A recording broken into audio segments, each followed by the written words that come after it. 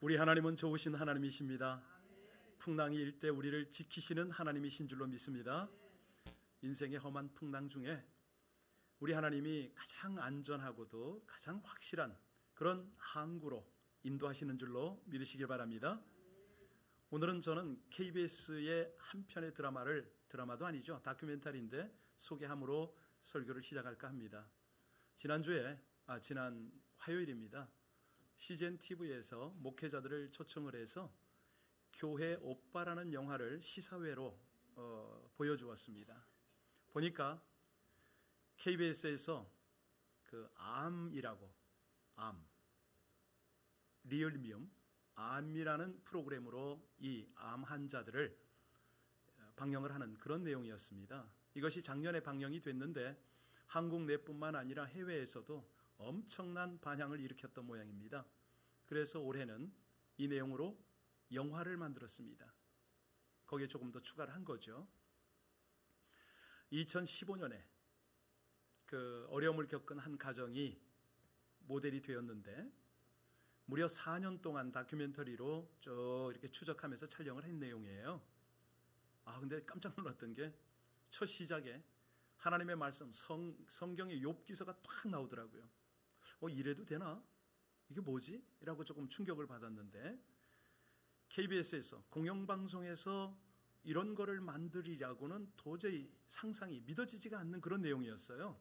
왜냐하면 그 프로그램 안에 주인공들이 예배를 드리는 건 기본이고 또 셀 모임, 구역 모임에 함께 활동하는 것과 심지어는 교회에서 간증하는 내용들이 KBS에 아주 그냥 방영이 다 됐던 거죠. 비하인드 스토리는 참 많던데 일단 내용을 좀 알려드리겠습니다. 주인공이 이관희 또 오은주 집사 부부입니다. 이들의 그 고난의 사건을 쭉 조명을 했는데 이들이 교회 커플이에요. 그래서 이제 교회 오빠라는 말이 나오는데 결혼하고 출산을 한 다음 조리원에서 나오자마자 그날 무슨 일이 생겼냐면 남편 오빠가 배가 너무 아파서 그동안에 아프던 거를 좀 참았던 모양이죠.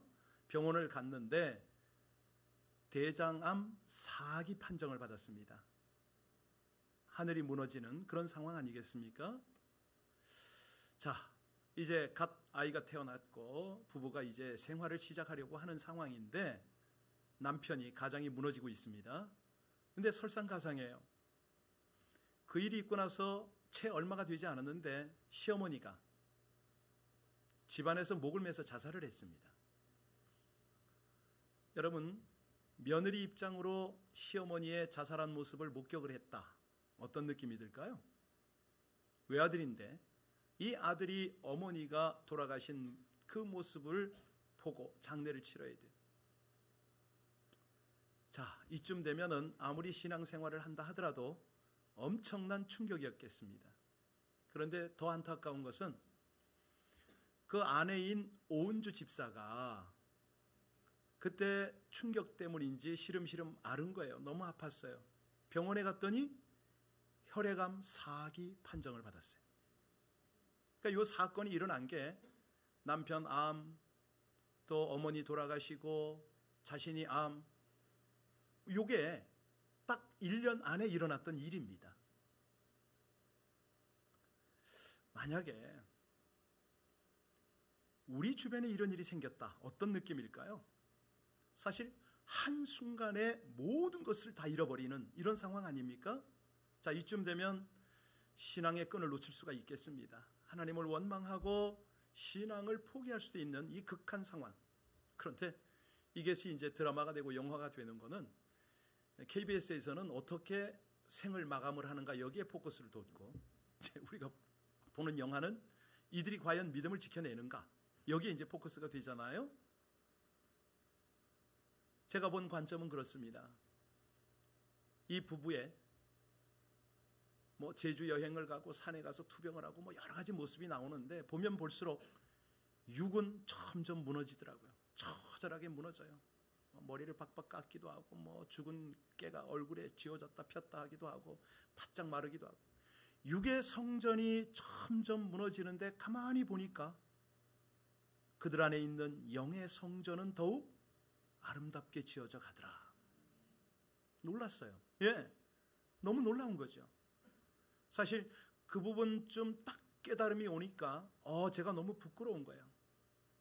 내가 목사 맞나? 아니, 목사이기 전에 같은 신자의 입장으로 내가 저 상황이 맞닥뜨려지면 나는 과연 저렇게 할 수 있을까?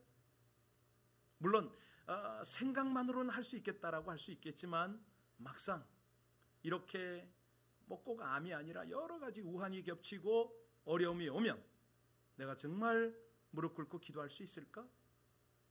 상당히 그 젊은 부부지만 제가 모델로도 삼고 싶은 굉장히 도전적인 그런 영화였습니다. 여러분, 오늘 본문이 바로 그 내용으로 이제 접근하는데 우리 인생치고 고난 안 당하는 사람이 없잖아요. 풍랑 안 겪는 사람이 없습니다. 이런 절체절명의 상황에서 어떻게 우리는 헤쳐나갈 것인가? 하나님은 우리를 어떻게 이끄시는가? 바로 이 내용이 시편 107편 말씀입니다. 그 중심은 인생의 고난, 그리고 그 고난을 통한 하나님의 뜻, 이걸 노래하고 있거든요. 자, 오늘 본문이 도입되는 23절을 읽고 본문 속으로 들어가 볼까요? 우리 23절입니다. 시작. 배들을 바다에 띄우며 큰 물에서 일을 하는 자. 여러분, 옛부터 인생을, 우리 삶을 바다에 항해하는 비유로 많이 우리가 예를 들잖아요. 자, 인생을 바다라고 비유하는 것은 이 바다가 늘 잔잔하지는 않다는 것이죠.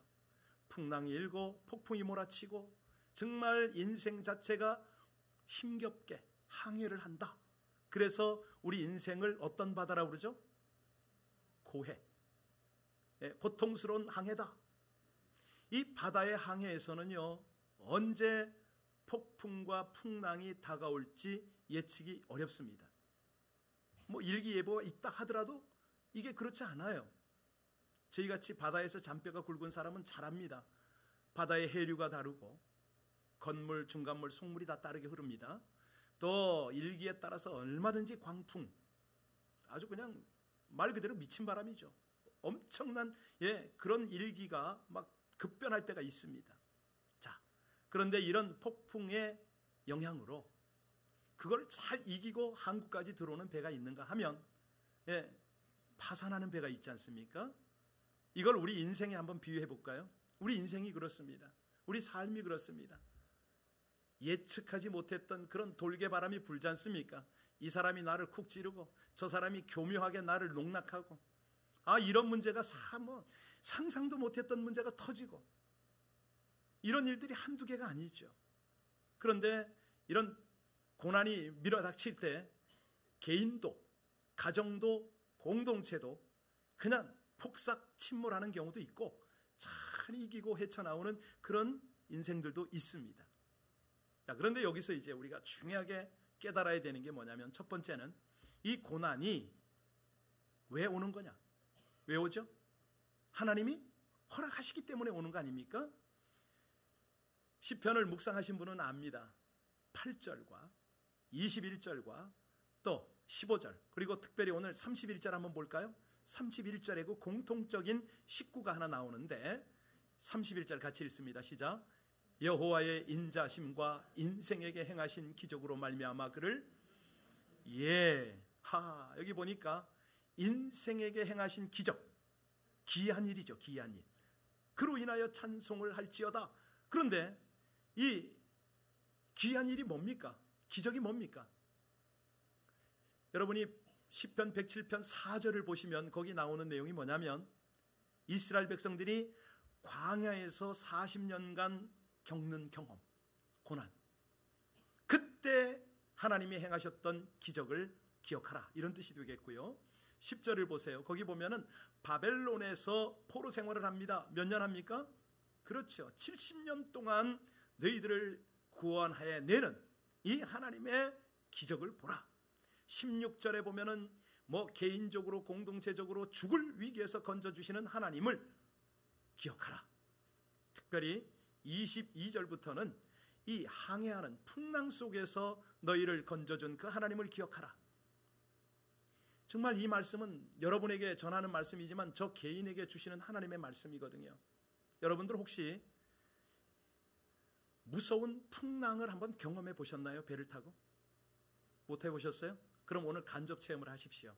25절 26절에 보면 간접 체험을 할 수 있는 내용입니다. 같이 읽겠습니다. 25절 26절 시작. 여호와께서 명령하신 즉 광풍이 일어나 바다 물결을 일으키는도다. 그들이 하늘로 솟구쳤다가 깊은 곳으로 내려가나니 그 위험 때문에 그들의 영혼이 조금만 설명해 드리겠습니다. 이 배가, 작은 배가 항해, 큰 배도 마찬가지입니다. 파도가 워낙 거세면요 배가 딱 꼿꼿이 씁니다. 파도 때문에. 연상이 되시죠? 파도가 몰려오니까 파도를 타느라고 쭉 쓰는데 그 다음 골이 졌잖아요. 배가 어찌 됩니까? 사정없이 꽂습니다. 지금 그 얘기 설명하는 겁니다. 팡 하고 뱃바닥이 바다를 칠 때 어떻게 될까요? 뱃바닥이 깨지는 것 같아요. 꽝 소리가 납니다. 그러다 실제 깨지는 경우도 많죠. 물이 새 들어오는 경우 많은데 이게 땅 치는 게 문제가 아니고 그 다음에는 어떻게 돼요? 좌우로 흔들립니다. 흔들리기만 합니까? 아닙니다. 앞에서 오는 파도가 배를 사정없이 더 쳐버려요. 그 다음에 어떻게 될까요? 배가 쑥 들어갑니다. 물속에. 물의 하중을 견디지 못해서 그래요. 저는 어릴 때 이런 일을 수도 없이 경험을 했습니다. 바다에 나가서. 뱃놈이잖아요. 파도가 한쪽 방향에서 몰려오면은 사실은 이런 위기를 그래도 넘어갑니다. 노련한 어부들, 선장들은 이걸 타고 넘어갑니다. 그런데 이게 예측하지 못하게 양쪽 방향에서 올 때는 어떻게 될까요? 이거를 피해서 넘어갔는데 이쪽에서 때린단 말이에요. 그대로 자초가 되잖아요. 이거를 잘 타고 넘어가야 되는데 심지어 삼각파도라는 게 있습니다. 세 방향에서 와요. 아득한 거죠. 다 웁니다. 그 잔뼈가 굵은 어부들이 울어요. 소망이 없으니까. 오늘 그 내용이 26절 아닙니까? 어느 정도냐? 정신이 흔들리더라가 아니라 영혼이 녹아버리더라.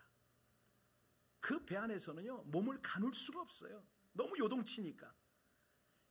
물보가 날리는데 이게 물이 도대체가, 그러니까 지각이 사라져버리는 거죠. 이거를 시편 기자는 영혼이 녹아내리는도다. 당장 배가 가라앉을 것 같고 이게 어떻게 복원이 안 될 것 같은 거예요. 그런데 25절을 잘 보십시오. 그 배후에 누가 계시다? 하나님이 명령하셨다. 하나님이 명령하셨다. 거대한 파도, 폭풍 후 절대로 저절로 발생하는 것이 아니라 하나님의 능력을 쫓아 일어난다 말씀하셨습니다. 왜? 여러분의 하나님이 천지를 말씀으로 지으신 것을 믿으십니까? 말씀으로 천지 만물을 통치하심을 믿으십니까? 그렇다면 우리 하나님은 이 폭풍우를 다루실 수가 있는 거죠. 자, 우리가 고난을 당합니다. 이게 무슨 한 방향도 아니고 양방향도 아니고 그냥 세 방향에서 들이다 공격이 올 때가 있잖아요. 어려움이 오는데 계속 겹쳐요.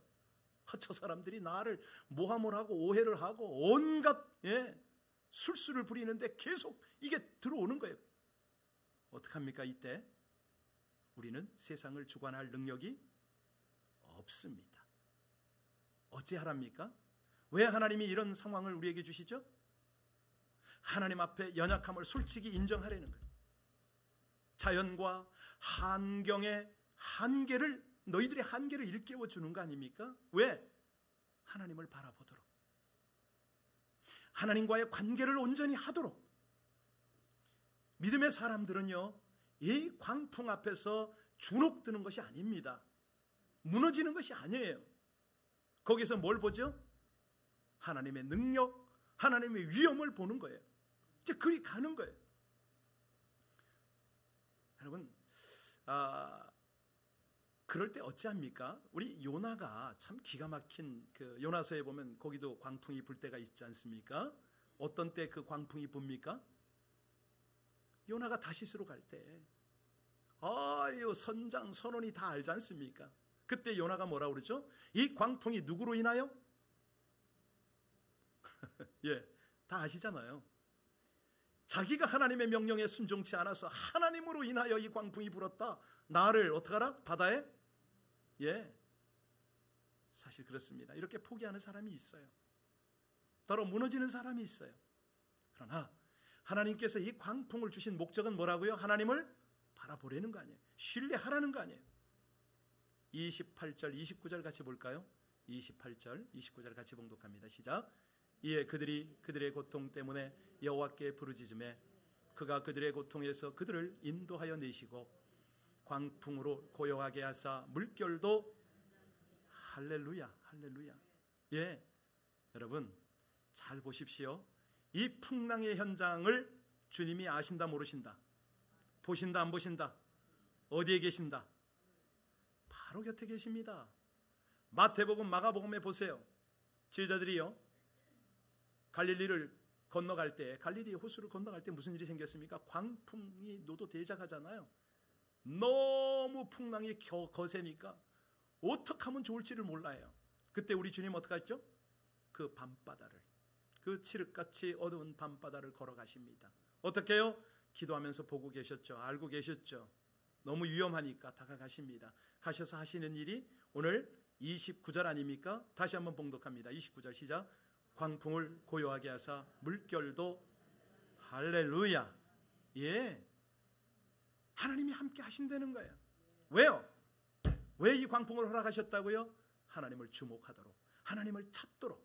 그래서 6절에도 13절에도 19절에도 오늘 28절에도 바로 그 내용이 있습니다. 왜? 부르짖으라는 거예요. 너희들의 중심이 하나님을 향하여 포커스하고 정말 간절하게 하나님을 구하고 찾는지 그걸 좀 보고 싶다는 겁니다. 여러분, 이 고난, 이 풍랑, 이 아픔을 회복하는 방법은 하나님을 주목하고 하나님의 은혜를 구하는 방법임을 믿으시기 바랍니다. 의지하고 기도하는 겁니다. 여러분, 왜 부르짖으라고 그랬을까요? 딴 생각하지 말라는 겁니다. 잔머리 굴리지 말라는 거예요. 판단하지 말고 오직 전능자 여호와 하나님을 의뢰하고 전심으로 의뢰하라. 부르짖어라. 사실 우리가 세상 사람들을 보면요, 세상 거를 너무 먹고 즐기네요. 믿는 사람은요, 생명수를 마셔야 되는데 세상에 거짓된 것, 사람으로 오염된 물들을 너무 많이 먹습니다. 아니, 술, 마약, 권력, 이성들을 향해서 얼마나 집중하고 달려가는지 모릅니다. 신앙생활 한다는 사람이 그래요. 조금만 틈이 나면 딴 생각하고 있습니다. 결국은 계속 죄가 죄를 낳고 고통이 고통을 더하고 사람의 상처에 상처를 더 입히는, 다시 말하면 죄의 종노릇, 사단의 종노릇 하는 거죠. 그래서 우리 하나님이 우리에게 적당한 시련들을 주세요. 하나님 의지하는가? 사람 의지하는가? 근데 이게 관건이 뭐냐면 우리가 부르짖을 수밖에 없도록 하시는 이유가, 사람을 만나면, 심지어는 믿는 사람이라고 하는데 믿는 사람을 만나도 자기 문제를 자꾸 이야기하네요. 그냥 어리석은 인생들의 문제가 거기서 무슨 대화를 통해서 해결이 납니까? 어쩝니까? 기도를 잊어버리고 있어요. 평안할 때는요, 평안할 때는 더 조심해야죠. 장사가 잘 될 때는요, 더 기도해야죠. 풍요로울 때, 그때 더 조심해야 됩니다. 네. 왜냐하면 다윗은 평안할 때 죄 지었지 않습니까? 기도하지 않으면 여지없습니다. 사고 터집니다. 예. 기도하지 않으면 여지없습니다. 영적 침체가 일어납니다. 기도 없이도 잘 살 수 있는 사람, 어떤 사람일까요? 하나님 모르는 사람이죠. 예. 그런데 기도를 아는데 기도를 잃어버렸다. 이거는 아닙니다. 회복해야 됩니다. 하나님이 바로 그래서 이 과정을 허락하시는데요. 자, 28절을 보시면 광풍의 고통에서 인도하여 내신다. 그런데 인도하여 내시는 목적이 있어요. 그 목적이 어디죠? 30절과 31절입니다. 이게 목적입니다. 30절, 31절 우리 하나님의 목적 같이 읽습니다. 시작. 그들이 평온함으로 말미암아 기뻐하는 중에 여호와께서 그들이 바라는 항구로 인도하시는도다. 인자심과 인생에게 행하신 기적으로 말미암아 그를, 바로 이겁니다. 하나님께서 이 고난, 광풍을 주시면서 우리가 무엇을 품기를 원하시냐면 소원을 품기를 원하세요. 소망의 항구를 향하도록. 그 소망의 항구가 뭐죠? 하나님이 원하시는 거거든요. 하나님이 기뻐하시는 거거든요. 여러분, 우리가 기도하면 이 광풍을 평정시키는, 고난을 평정시키는 것으로 끝날까요? 아닙니다. 바로 그 뒤입니다. 하나님의 목적은 그거예요. 이 과정을 통해서 영적으로 깊어지고 성숙해지고 뿐만이 아니라 하나님과 아름다운 동역을 이루는 걸 하나님이 원하시는 거예요. 그래서 평안하다, 내가 아무 문제 없다, 이때 굉장히 조심을 해야 되는 게, 소망이 없잖아요. 하나님이 원하시는 방향을 못 잡잖아요. 바로 이거거든요. 자, 그래서 고통을 적당히 주시면서 하나님께서 우리에게 요구하시는 것이 있습니다. 여러분, 성경에 있는 911 전화번호 아세요? 뭐죠? 성경에 있는 911. 예레미야 33장 3절. 333입니다. 성경의 911입니다. 그 내용이 뭐죠? 너는 내게 부르짖으라. 그리하면 내가 알지 못하는 크고 비밀한 일을 내게 보이리라. 여기서 중요한 것이 있어요. 너희가 알지 못하는 것을 깨닫게 해주겠다는 거 아닙니까? 너희가 보도 듣도 못한 것을 내가 보여주고 들려주겠다는 거 아니에요? 그게 뭐죠? 하나님의 뜻이에요. 하나님의 목적이에요. 하나님의 영광이에요. 이거를 위한 거예요. 여러분, 속으로 좀 따라 하시면 좋겠습니다. 야, 내가 형통하고 부요한 것, 이거 은혜라고 생각하는데 맞습니까, 여러분? 아니에요. 절대 아닙니다. 진짜 은혜가 뭘까요? 고난이 오히려 더 큰 은혜가 되는 줄로 믿으시기 바랍니다. 형통하고 부요한 거 은혜 맞지요. 그런데 더 큰 은혜가 있습니다. 그게 뭐라고요? 고난입니다. 사실은 우리 하나님이 나의 수단이 아니잖아요. 내가 이루고자 하는 일을 이루어 주시는 그 하나님인가요? 아닙니다. 우리 하나님은 어떤 하나님이죠? 나를 통해서 당신의 일을 이루시는 분이 하나님이신 줄로 믿습니다. 이거거든요. 이거. 우리 신앙생활을 할 때 많이 착각을 합니다. 하나님이 내 일을 이루어 주셔야 되는 걸로 착각을 해요. 그런 거 없습니다. 영적으로 어릴 때, 초신자고 정말 성경 안 읽고 기도 안 할 때, 그때는 당근 주시죠. 그러나 여지없이 채찍이 옵니다. 정신 차리라는 거예요. 여러분, 인간적 소원은 사람이 원하는 방향으로 갈 수가 있습니다. 그런데 이게 하나님의 뜻을 이루고 하나님이 영광을 받는 그 길은 아니거든요. 자, 그래서 풍랑이 일 때 잘 깨달으셔야 됩니다. 찬송가 373장을 보시면은 거기 아주 기가 막힌 구절이 나와요. 큰 물결이 일어나 나 쉬지 못하나 이 풍랑으로 인하여, 그 다음 뭐죠? 더 빨리 갑니다. 풍랑이 일어나는데 하나님의 뜻도 깨닫고 하나님이 원하시는 방향으로 더 빨리 가게 되는 줄로 믿으시기 바랍니다. 이거예요. 하나님이 우리가 풍랑 중에 주목하게 하시고 기도하게 하신 다음에 건지세요. 그 다음엔요, 딱 정신 차리고 보니까 어느새 와 있네. 하나님이 원하시는 그 영적인 항구에 와 있는 거예요. 우리 가운데 이해할 수 없는 고난 때문에 힘들어 하시는 분 계시죠? 힘드세요? 야고보서 1장 2절로 4절에 말씀하십니다. 형제들아, 너희가 여러 가지 시험을 만나거든 온전히 기쁘게 여기라.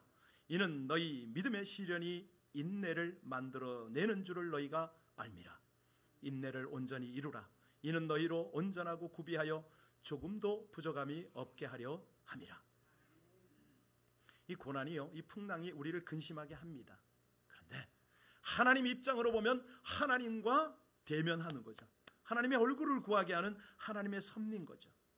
그래서 이거를 깊이 깨달은 시편 기자들은 뭐라고 고백을 하냐면 시편 119편 71절에 고백합니다. 고난 당한 것이 내게 유익이라. 고난 당하기 전에는 내가 그릇 행하였더니 이제는 내가 주의 율례를 배웠나이다. 유익하답니다. 여러분, 날이 좋습니다. 이럴 때 만약에 항상 맑은 날만 계속되면 우리는 식수가 모자랍니다. 농수가 모자랍니다. 비가 와야죠. 인생에도 흐린 날 폭풍이 와야지요. 그래야 우리가 이 거스리면서 우리의 내공이 깊어지는 거 아닙니까? 영역이 강해지는 거죠. 세상 사람들도 젊어서 고생은 사서도 한다. 여러분, 우리가 이 고난을 통해서 영적으로 성장하고 성숙하시기를 주의 이름으로 축원합니다. 네, 사실 인간의 뜨거운 눈물이요, 진짜 인격, 지성 이런 것들이 성장하고 성숙해지는 요인이 됩니다. 그런데 너무 빨리 순탄하게 성공을 해서 고통을 모른다면 다른 사람의 아픔 모르죠. 하나님의 마음 알 수가 없죠. 그래서 우리가 이 고난을 통과할 때, 이 폭풍을 통과할 때는 눈물이 적당히 있는 게 좋아요. 그리고 하나님 앞에 영적인 성숙을 달라고 기도해야 되는 거죠. 그러면 하나님은 어느 정점에서 우리가 안식을 누려야 하는 줄 압니다. 아세요, 다. 여기쯤에서 한번 위로해주고, 여기서는 한번 또 도약을 시켜주시고, 여기쯤에서는 좋은 열매도 한번 경험하게 하시고. 그래서 이 고난이나 어려움이나 풍랑이 올 때는 관점을 잘 가지셔야 됩니다. 어떤 시각을 가지라고요? 하나님의 눈, 하나님의 관점을 가져라. 하나님이 지금 우리를 향해서 바라보는 게 있어요. 이 아들이, 이 딸이 이 고난을 어떻게 받아들이는가, 어떻게 대처하는가. 하나님이 지금 관심하는 거는 고난이 관심이 아니고요, 고난에 대처하는 우리의 중심을 하나님이 보기를 원하시는 거예요. 그래야 고난을 받아들이는 것과 고난을 통한 변화가 일어나잖아요. 이게 달라지거든요. 여러분, 상황이 나빠질수록 하나님을 분명히 보시기를 바랍니다. 고통이 올수록 하나님을 견고히 붙잡으시기를 바랍니다. 저는 아까 영화 이야기로 시작을 했는데요, 그 영화에서 몇 가지가 잊혀지지 않는데 오늘 몇 가지 좀 이렇게 녹여놓습니다. 설교에. 그 이관희 집사가 그 말을 하더라고요. 뭐라고 그러냐면, 자기 인생의 손익계산서를 썼는데 어쩌면 내 인생의 손익계산서는 항상 플러스냐고. 처음에는 이게 이해가 잘 안 가잖아요. 아니 30대 후반 같은데 알토란 같은 마누라, 토끼 같은 그 새끼를 놓고 가야 되잖아요. 지금 죽는 입장인데 자기 인생이 마이너스가 아니랍니다. 어떻게 그런 관점을 가질 수 있을까요? 하나님의 눈으로 가졌잖아요. 지나고 보니까, 자기 인생을 돌아보니까 내가 하나님을 위하여 헌신한 것보다 하나님의 은혜가 더 커서 내 인생은 플러스다. 아니, 나 같은 인생을 구원하시고 정말 죽어도 하나님 나라 갈 수 있도록 십자가 사랑 베푸신 주님의 은혜를 생각하면 내 인생이 어찌 마이너스냐 이거예요. 그래서 플러스라고 그러더라고요. 이 사람 대단하더라고요. 한 번은 그 투병 중에 암 수술을 했어요. 90% 이상 제거를 했답니다. 이제 살 소망이 생긴 거죠. 그런데 재발을 한 거예요. KBS 측에다 더 이상 촬영을 안 하겠다고 했는데, 바로 이때는 그 정 감독이라고 있어요. 영화 감독이 찾아 들어간 때입니다. 설득을 했어요. 영화로 만들어서 더 많은 사람에게 도전합시다. 이 소리를 듣고 이 사람이 며칠을 울었답니다. 몇 날 며칠. 왜 울었는지 아세요? 내 인생을 사용하시는 하나님의 은혜 때문에 울은 거예요. 하나님, 이 초라하고 비참한 모습이 영화가 돼서 나갈 때에 나의 신앙이 하나님을 향하여 욥과 같이 하나님을 절대 거역 않고 바로 서 있는 신앙으로만 드러날 수만 있다면, 이게 도전이 된다면 제가 촬영에 임하겠습니다 하고 마지막 촬영을 한 거예요. 근데 이 사람이요, 자기가 하나님 앞에 그렇게 결단하고 해서 그런지 몰라도 정말 감동이었어요.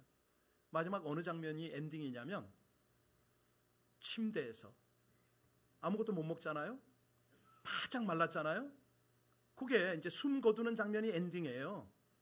그런데 너무 저를 그냥 자극을 한 게 뭐냐면 그 고통 중에 기도를 하는 거예요. 하나님, 주님, 제가 이렇게 고통스럽습니다. 너무 아픕니다. 눈물로 기도를 해요. 그런데 몰핀을 안 맞아. 왜 안 맞을까요? 자기가 죽더라도 혼미한 정신으로 주님을 만나기 싫다는 거예요. 제가 충격받은 건요, 그 침상에서 이렇게 딱 천장을 보면 천장에다 말씀을 써붙였어요. 이 시편 말씀을 써붙인 거예요. 이 말씀을 놓치지 않으려고 진통제를 맞지 않더라고요. 너무너무 고통스러운 모습인데 제가 그 모습을 보면서 무슨 생각이 떠올랐냐면 맞다. 우리 형제님 참 잘하고 계신다. 저는 그 형제가 분명히 그 자리에서 십자가에서 그 모진 고통을 당하는 주님을 연상했을 거라고 저는 그렇게 믿어요. 네. 너무너무 아니 가족들과 지금 생이별을 하잖아요. 정신이 또렷한데 혼미하지 않다니까요. 그런 상태에서 지금 이별을 하는데 견딜 수 있는 힘은 뭘까? 네. 그가 바라본 자기가 가야 할 곳은 어디라고 생각했을까? 소원의 항구 아니에요? 하나님이 기다리시는 그 항구를 향하지 않았겠느냐? 그때 딱 그냥 제 충격이 온 게 뭐냐면 저 양반은 고난 앞에 서 있는 게 아니다. 고통 앞에 서 있는 게 아니다. 우리 주님 앞에 서 있구나. 여러분 따라서 하십시오. 고난 앞에 서지 말고, 문제 앞에 서지 말고, 풍랑 앞에 서지 말고 주님 앞에 섭시다. 할렐루야. 이거예요. 하나님께서 지금 오늘 본문을 통해서 그 말씀을 우리에게 도전하는 거 아닙니까? 사실은요, 아무리 큰 배, 아무리 최첨단의 그런 자동 설비 시설이라 하더라도요, 키를 잡은 사람의 마음대로 이건 움직일 수밖에 없잖아요. 자동차가 그렇잖아요. 핸들 잡은 사람 마음대로 가잖아요. 우리는 10년, 아니 내일도 알지 못합니다. 내일을 알 필요도 없습니다. 우리가 할 거는 뭐죠? 힘 빼는 겁니다. 힘 빼고 항복하는 겁니다. 주권을 내어드리는 거죠. 환경을 다스리시고 광풍을 주장하시고 결국은 안전한 소망의 항구로 인도하시는 그분께 따라가는 거죠. 그냥 믿고 순종하는 거예요. 때로는 답답합니다. 이해가 안 갑니다. 그러나 하나님의 말씀이면 이 말씀은 진리다. 따라가는 거죠. 그러면 깨달아집니다. 연약할수록. 제가 주제 넘게 정말 교만하지 않았으면 좋겠는데 제 간증을 하나 하겠습니다. 지금부터 한 12년 전이죠. 터키에서 중국 시니어 선교사들 모임이 있었습니다. 정말 우여곡절 끝에 가게 됐는데 겨울이었습니다. 반모섬이 근처에 있었습니다. 거기를 한번 꼭 갔으면 좋겠다. 선교사들의 마음이죠. 겨울이라 항해 허가가 나오지 않더라고요. 그런데 선교사들이니까 믿음으로 갑니다 하고 배를 세를 내가지고 탔어요. 반모섬을 향했습니다. 2-3시간 거리인데 1시간 남짓 갔을까요? 거의 모든 선교사가 다 쓰러져 버렸어요. 풍랑이 너무 심했거든요. 물보라가 치고 배가 흔들리니까 다 혼절 상태에 들어갔어요. 근데요, 저는 꿋꿋하더라고요. 앞을 보면서 아무 염려가 되지 않더라고요. 왠지 아세요?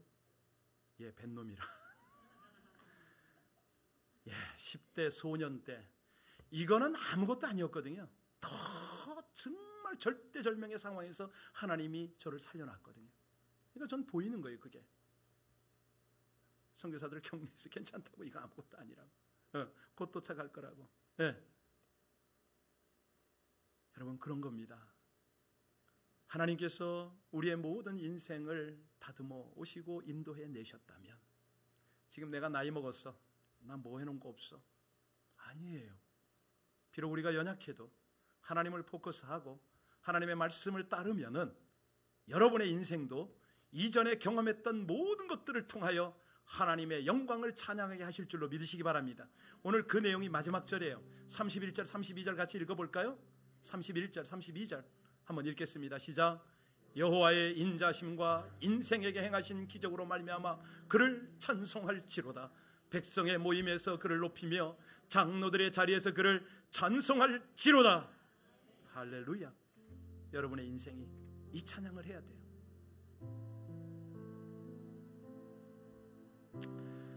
이 시대가요, 하나님을 몰라서 죽어가는 인생들이 많아요. 아니, 신앙생활 좀 한다고 하면서도 약간의 어려움만 닥쳐도, 좀 약간의 갈등만 와도 그냥 다 죽어간다고 침몰해가는 사람이 너무 많아요. 자신만 그런가? 부부를 죽이네, 가정을 침몰시키고 있네, 공동체를 무너뜨리네. 어쩌자는 거예요 지금?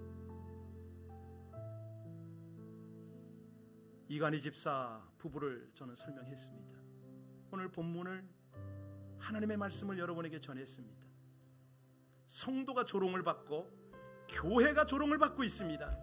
예수 믿는 사람들의 모습이 보이질 않습니다. 그래도 하나님은 우리에게 마이너스 인생을 살게 하지 않습니다. 그분은 반드시 플러스 인생으로 우리를 마치게 하십니다. 오늘 말씀을 생각하셨으니까 잊지 마십시오. 형통한 것, 부유한 것만이 은혜가 아니다. 고난이 오히려 더 큰 은혜가 될 수 있다. 고난이 닥칠 때는 어떻게 하라고요? 고난 앞에 서지 말라고요. 아니, 고난에게 눌리지 말라는 얘기입니다. 고난을 우리가 어떻게 피해갑니까? 고난 앞에서도 주님을 향하여 집중하고 주님을 향하여 부르짖고, 내 육의 성전이 다 무너지면은 결국은 내 안에 영적인 성전이 이루어질 것이고, 그로 인하여 하나님이 원하는 그 항구에 우리는 도달할 것입니다. 믿으십니까? 찬송하겠습니다.